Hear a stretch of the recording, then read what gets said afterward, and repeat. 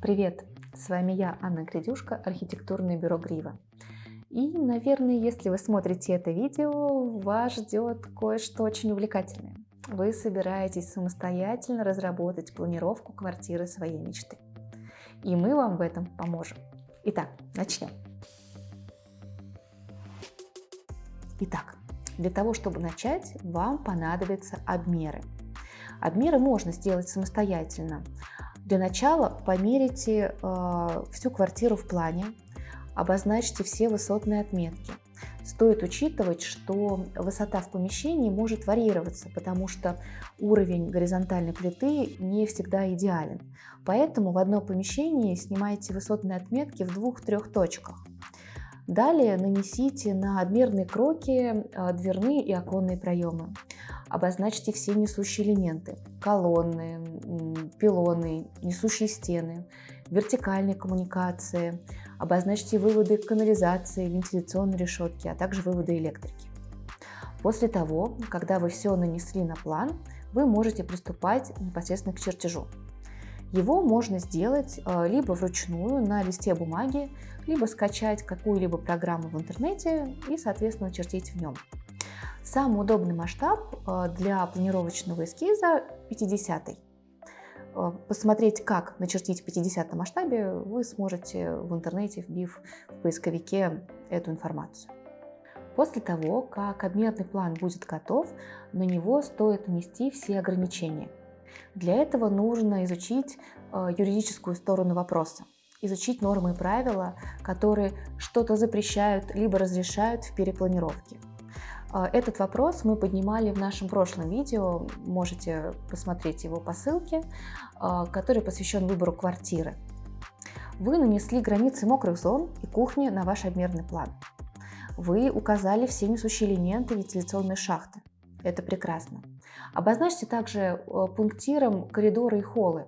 Они понадобятся вам для того, чтобы вы понимали, в какую сторону вы можете увеличивать санузел, ванную комнату или кухню. После этого можно приступать непосредственно к проектному процессу. При разработке планировки всегда стоит идти от общего к частному. Поэтому мы начинаем с зонирования. Есть всего лишь 2 зоны в вашей квартире. Все очень просто. Одна общественная, которая включает в себя гостиную, столовую, кухню.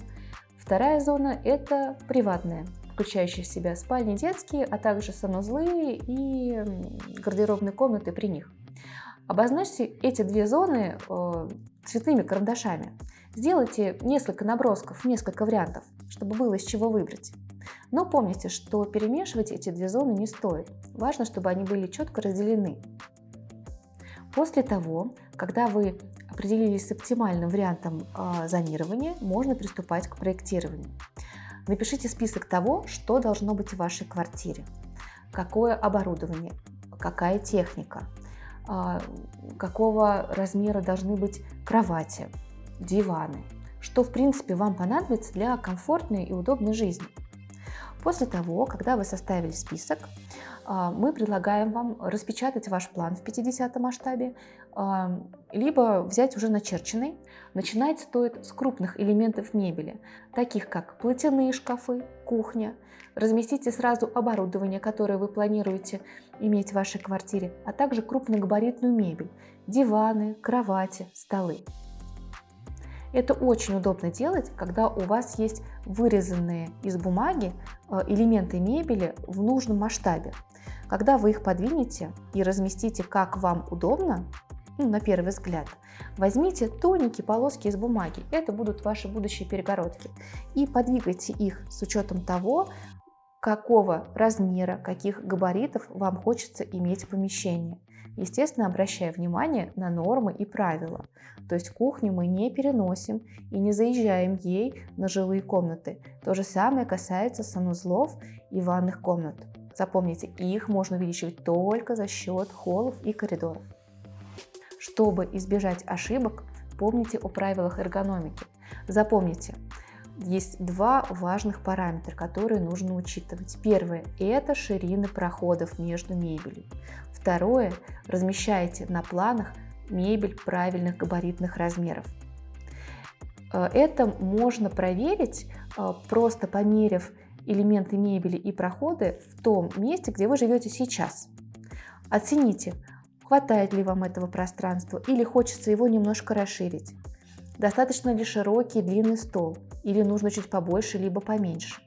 Все это можно померить на месте. Либо обратитесь к Нойферту. Это прекрасный справочник, где собрана крайне подробная и очень полезная информация. Хочется акцентировать ваше внимание на некоторых нюансах. Старайтесь не перегружать план мебелью, потому что квартира все-таки предназначена не для хранения вещей, а для вашего комфортного пребывания и жизни в ней.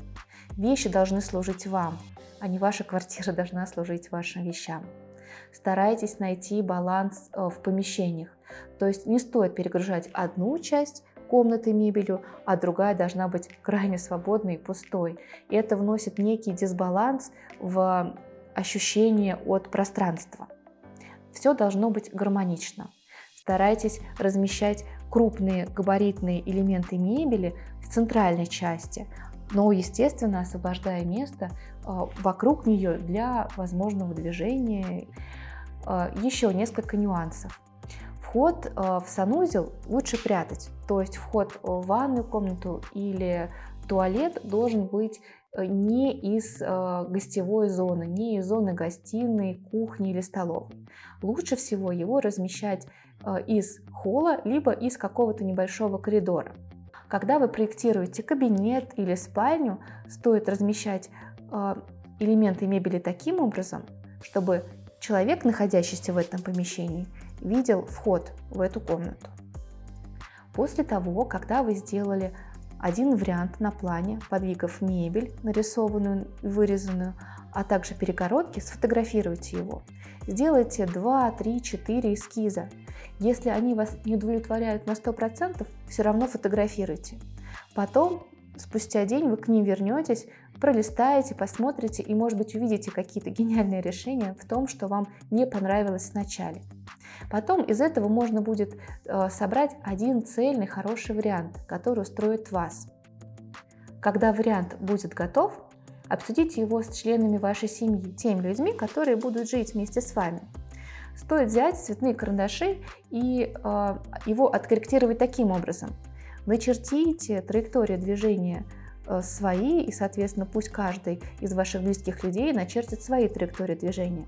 Подумайте, что вы будете делать, что вам понадобится для удобного и комфортного проживания в квартире. Например, вы приехали из супермаркета домой, вдвоем, допустим, жена с мужем. У вас много сумок. Вам нужно где-то разместиться в прихожей, соответственно, положить вещи, снять пальто или куртки и повесить их в платяной шкаф, снять обувь, положить ключи, посмотреться в зеркало, потом взять пакеты и пойти на кухню. Какое расстояние занимает у вас путь от прихожей до кухни? Где вы положите сумки? Удобно ли вам открыть холодильник и перенести туда еду? Следующий момент. Вы приступаете к готовке. Достаточно ли близко находится ваш холодильник от рабочей поверхности? Есть ли место, куда положить продукты?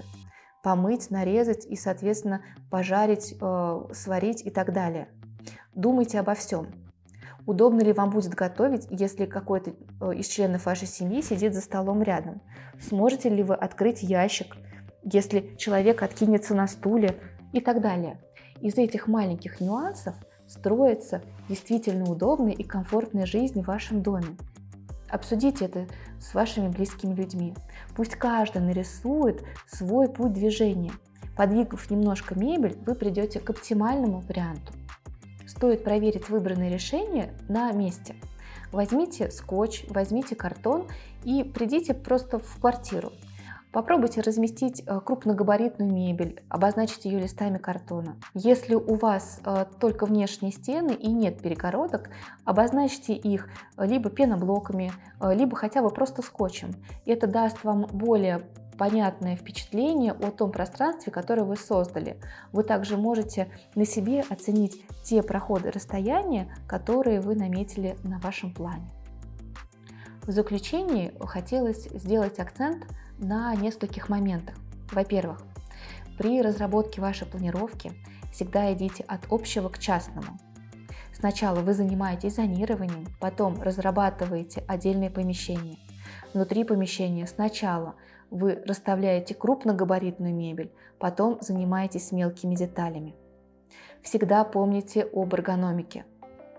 Делайте широкие проходы между элементами интерьера и не забывайте размещать на планах мебель правильных габаритных размеров. Продумайте сценарии вашей жизни в квартире заранее. Это также поможет скорректировать выбранный вами планировочный эскиз. Ну что ж, мне кажется, теперь вы готовы творить чудеса. Кстати, чуть не забыла.